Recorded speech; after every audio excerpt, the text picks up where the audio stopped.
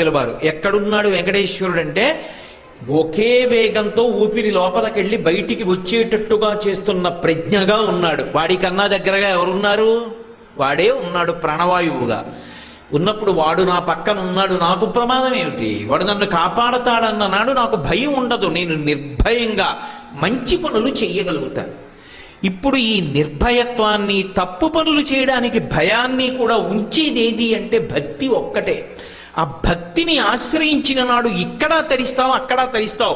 నీకు తెలియకుండానే నువ్వు పాపం చేయడం ఆగిపోతుంది. ఈశ్వరుడు వద్దన్న పని చెయ్యవు. ఎందుకు చెయ్యవు?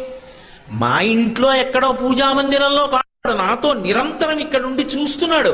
నేను ఏ తప్పు పని చేస్తున్నానో వాడికి తెలియదు. కాబట్టి వద్దు, నేను చేయను.